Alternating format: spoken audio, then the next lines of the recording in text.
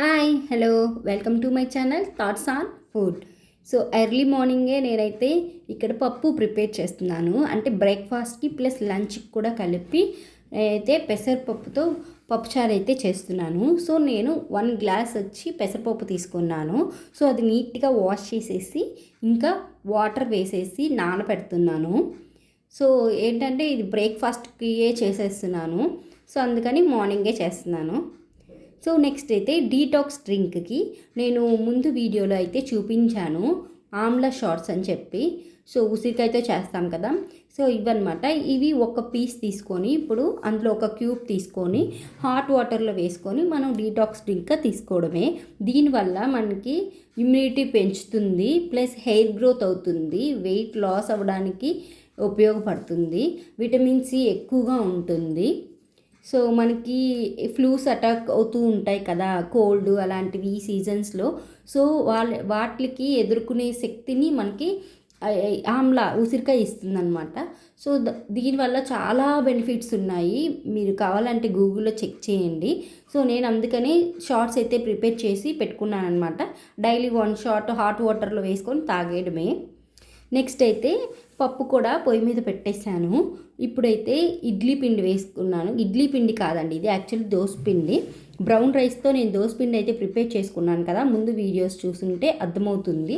So నేను ఆ పిండి గట్టిగానే ఉంటుంది కొంచెం. దాన్ని నేను ఇడ్లీకి ట్రై చేస్తున్నాను. యాక్చువల్లీ రవ్వతో కదా చేసుకుంటాము, ఇడ్లీ రవ్వతో. నేనేంటంటే దోసపిండితో కూడా మా అమ్మ వాళ్ళ వైపు, మాది తిరుపతి నెల్లూరు అలా వస్తుందన్నమాట. సో అక్కడ ఏంటంటే సాఫ్ట్ ఇడ్లీ పెడతారు, ప్లస్ రవ్వ ఇడ్లీ కూడా పెడతారు. సో నేను దోసపిండితో ట్రై చేస్తున్నాను ఇప్పుడు, వస్తుందా అని చెప్పేసి. సో ట్రై చేస్తున్నా, సక్సెస్ అవుతుందో లేదో చూడండి, ఎక్కడ స్కిప్ చేయకుండా చూడండి. ఇప్పుడైతే పప్పుని చూస్తున్నాను. జస్ట్ కొంచెం లైట్గా ఉడికింది అంటే నేను పచ్చిమిర్చి అలాగే టమాటో అవి వేసుకుందామని చెప్పేసి చూశాను. కొంచెం ఇంకా ఉడకలేదు, హాఫ్ కూడా ఉడకలేదు, అందుకని సాల్ట్ వేసేసాను. సో సాల్ట్ వేసేసి తర్వాత మళ్ళీ పచ్చిమిర్చి ఇంకా టమాటో వేసేసి బాయిలింగ్కి అయితే పెట్టేశాను. పసుపు అయితే నేను మర్చిపోయాను. సో ఇప్పుడు గుర్తొచ్చింది అనమాట. తర్వాత నేను పసుపు అయితే యాడ్ చేశాను. సో ఇంకా ఇది బాయిలింగ్కి ఉంచేసాము. బాగా ఉడకాలి కదా, పెసరపప్పు త్వరగానే ఉడికిపోతుంది, నానపెట్టాం కదా. కానీ కుండలో కొంచెం స్లో ప్రాసెస్లో ఉంటుంది. సో నియర్లీ నాకైతే 1 అవర్ దాకా పట్టేసింది కొంచెం క్వాంటిటీకి.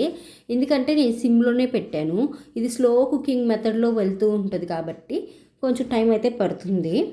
సో నెక్స్ట్ ఉడికిపోయాక నేనైతే పప్పు గుత్తి తీసుకొని బాగా స్మాష్ చేసేసాను.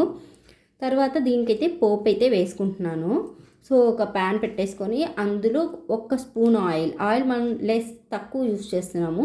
సో అందుకని 1 స్పూన్ ఆయిల్ వేసుకున్నాము. అందులో జీలకర్ర, ఆవాలు, పచ్చెనగపప్పు, 1 మిరపకాయ చించి వేసేసాను. ఇంకా మినపప్పు కూడా వేసాను. తర్వాత వెల్లుల్లి దంచి కచ్చాపచ్చగా వేసేసాను. తర్వాత కరివేపాకు కూడా వేసాను. ఇవన్నీ కూడా ఒక లైట్ బ్రౌనిష్గా వచ్చాక ఆనియన్స్ అయితే యాడ్ చేస్తాను. ఆనియన్స్ యాడ్ చేసేసి ఇది కూడా లైట్ బ్రౌనిష్ రావాలి. సో అప్పుడే మనకు పోపు బాగుంటుంది. సో ఇప్పుడైతే పోపు కూడా ఫ్రై అయిపోతుంది. సో ఇప్పుడు ఆఫ్ చేసేసుకొని మన పప్పులో అయితే వేసేసుకుందాం. పప్పు అయితే బాగా బాయిల్ అవుతూ ఉంది. కొంచెం ఆ ప్యాన్లో కూడా పప్పు వేసేసుకొని ఇలా చేసేసుకుంటున్నాను అనమాట. తర్వాత ఇది ఇంకా కొంచెం బాయిలింగ్ అవుతుంది. ఇప్పుడు అయితే కొంచెం కొత్తిమీర కూడా వేసేసుకుందాము. కొత్తిమీర వేసేసుకొని ఒక 2 మినిట్స్ ఉంచుకున్నాను. తర్వాత ఆఫ్ చేసేసాను. సో మందైతే రెడీ అయిపోయింది పప్పుచారు. ఇంకా ఇడ్లీలు కూడా రెడీ అయిపోయాయి. ఒక ప్లేట్లోకి ఇడ్లీలు తీసేసుకున్నాను. సో ఇడ్లీలు ఇవి మా వైపు అయితే తింటారు ఇలాగా. సో ఇటు సైడ్ తినడం కష్టము, ఈస్ట్ వెస్ట్ ఇట్లా ఈ వైపు. సో ఇది నేను పప్పులోకి తీసుకున్నాను కాబట్టి నాకు కొంచెం బాగానే అనిపించాయి. అంటే మరీ గట్టిగా రాలేదు, మరీ సాఫ్ట్గా రాలేదు, మీడియంగా వచ్చాయి. సో తినగలిగాను, బాగానే వచ్చాయి. నెక్స్ట్ అయితే ఆఫ్టర్నూన్కి ఇంకా పప్పే ఉంది కదా, సో ఒట్టి పప్పుతో తినలేము. సో ఏదైనా చేసుకుందాం అనుకున్నాను. ఇంకా ఎగ్ పొరుటు అయితే చేసుకుంటున్నాను. ఎగ్ పొరుటుకి అయితే ఒక పెద్ద హిస్టరీ ఉందిలేండి. నేను అది కూడా చెప్తాను. ఏంటంటే నేను బీటెక్ అయిపోయాక నేను హాస్టల్లో అయితే ఉన్నాను. అప్పుడు దాకా హాస్టల్ లేను. సో బీటెక్ అయిపోయాకే నేను జాబ్ పర్పస్ కోసం నేను హాస్టల్కి అయితే వెళ్ళాను. అక్కడ నాకు ఫుడ్ నచ్చేది కాదు. సో అక్కడ ఏంటంటే మనం వంట వండుకోవచ్చు. నాకేమో వంట రాదు. ఓన్లీ ఎగ్ పరోటా ఒకటే నేర్చుకున్నాను అనమాట. సో ఎప్పుడు నాకు కర్రీస్ నచ్చినప్పుడు నేను ఎగ్ పొరొట్టే చేసేసుకొని అందులోనే రైస్ వేసుకొని ఎగ్ రైస్ అని చెప్పి తినేసేదాన్ని. సో సేమ్ మా బ్రదర్ కూడా అంతే. ఇంట్లో తనకి వంట నచ్చకపోతే ఎగ్ రైస్ చేసుకుంటాడు అనమాట. సో అది కొంచెం ఎప్పుడు నేను ఇలా ఎగ్ పొరొట్టు చేసుకున్నప్పుడు నాకు ఒక తెలియని హ్యాపీనెస్ ఉంటుంది. అది నాకు ఇష్టమైన ఫుడ్, నేను ఫస్ట్ నేర్చుకున్న ఫుడ్ అని చెప్పేసి. సో అదనమాట ఎగ్ పొరొట్టు హిస్టరీ. సో ఇప్పుడైతే నా లంచ్ ప్లేట్ ఇలా రెడీ చేసుకుంటున్నాను. కొంచెం రైస్ పెట్టుకొని, అలాగే పప్పు అయితే మార్నింగ్ చూశారు కదా చాలా పలచగా ఉన్నింది. సో పెసరపప్పు అనేది దగ్గర పడిపోతూ ఉంటుంది. సో ఆఫ్టర్నూన్కి నాకు కొంచెం దగ్గర పడిపోయింది. సో ఆ పెసరపప్పు కూడా వేసేసుకున్నాను. ఇంకా చేసుకున్న ఎగ్ పొరుట్ కూడా వేసుకుంటున్నాను అనమాట. సో మై ఫేవరెట్ ఎగ్ పొరుట్తో తింటున్నాను. ఇదనమాట నా లంచ్ ప్లేట్ అయితే. యాక్చువల్లీ మార్నింగ్ నుంచి నాకు హెడేక్ అయితే ఉంది. సో నేను ఈ 7 days నేను హెల్దీ రెసిపీస్, హెల్దీ డైట్ చేసుకుందాం, no sugar, no oil, deep fries అని చెప్పేసి చెప్పాను కదా. కానీ నాకు మార్నింగ్ నుంచి కంట్రోల్ చేస్తూ ఉన్నాను హెడేక్ని. ఈవినింగ్ అయ్యేసరికి కొంచెం ఎక్కువగా అనిపించింది. సో ఇంకా నాకేంటంటే హెడేక్ వస్తే నేను కాఫీ తాగితేనే నాకు రిలీఫ్ అని నా ఫీలింగ్. అది కరెక్ట్ రాంగ్ నాకు తెలీదు. బట్ నా ఫీలింగ్ ఏంటంటే కాఫీ ప్రిపేర్ చేసుకొని తాగితేనే నాకు అది రిలీఫ్ అవుతుంది. ఇంకా కొంచెం ఆయిల్ పెట్టుకొని మసాజ్ చేసుకున్నా నాకు తగ్గుతుంది. సో ఇంకా ఈ కాఫీని కంట్రోల్ చేసి లాస్ట్ 6th day, ఇవాళ డే 6th అనమాట ఈ వీడియో. సో డే 6thకి అలా కుదిరేసింది. ఇంకా తాగానమాట. షుగర్ వేసుకున్నాను, ఓన్లీ 1 time కదా. సో నేను కాఫీ 1 week ఒకసారి కంపల్సరీ నేను తాగాల్సి వస్తుంటుంది. ఎలాగైనా కంట్రోల్ చేసుకున్నా. లాస్ట్ నేను January 1st తాగాను. సో ఆ వీడియో కూడా ఉంటుంది, అది మన ఛానల్లో వైరల్ కూడా అయ్యింది. అది మా హస్బెండ్ చేయించారనమాట. అప్పుడు నాకు కాఫీ ప్రిపేర్ చేసి ఇచ్చారు January 1st నుంచి Jan 7th వరకు అయితే నేను కాఫీయే తాగలేదు. Jan 7th ఈవినింగ్ అంటే నా హెల్దీ డైట్లో 6th day. 1 week వరకు నేను కాఫీ తాగలేదు.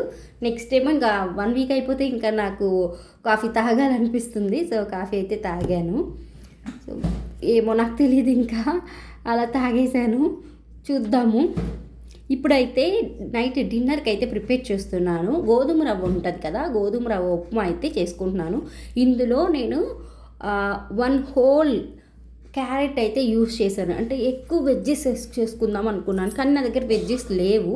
ఓన్లీ ఫ్రోజన్ బటానీ ఉన్నింది, ఇంకా క్యారెట్ అయితే ఉన్నింది. సో క్యారెట్ నేను ఎక్కువ వేసేసుకున్నాను. ఒకటి ఫుల్ క్యారెట్ చిన్న చిన్న పీసెస్ చేసి వేసేసుకున్నాను. అప్పుడు ఉప్మా రవ్వ అనేది కొంచెం తగ్గించి వేసుకున్నామంటే మనకి వెజ్జెస్ ఎక్కువ ఉంటుంది, ప్లస్ తినగలుగుతాం కదా. రవ్వ ఎక్కువ వేసేసుకున్నాం అనుకోండి తినలేం మనము.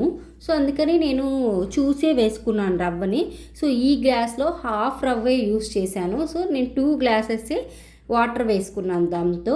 యాక్చువల్లీ ఒక గ్లాస్ గోధుమ రవ్వకి 3 glasses పడతాయి. సో నేను ఇక్కడ హాఫ్ గ్లాస్ యూస్ చేశాను, 2 glasses అయితే వాటర్ వేసాను, వెజ్జెస్ కూడా ఉన్నాయి కదా అని చెప్పి. ఇంకా అయితే హాఫ్ గ్లాస్ గోధుమ రవ్వ వేసేసుకొని ఇందులో సాల్ట్ కూడా వేసాను. ఇది బాగా దగ్గర పడేదాకా నేను బాగా మిక్స్ చేసుకుంటూ ఉన్నాను అనమాట, కింద అడుగు అంటకుండా. సో ఇప్పుడైతే గోధుమ రవ్వ ఉప్మా అయితే ప్రిపేర్ అయిపోయింది. సో ఇది నేను ఒక ప్లేట్లోకి తీసేసుకొని నైట్ డిన్నర్ అయితే ఫినిష్ చేసేసాను. సో ఇది డే 6th అనమాట. సో డే 7th నేను హెల్దీ డైట్లో వెయిట్ ఎంత లాస్ అయ్యానో కూడా చూపిస్తాను.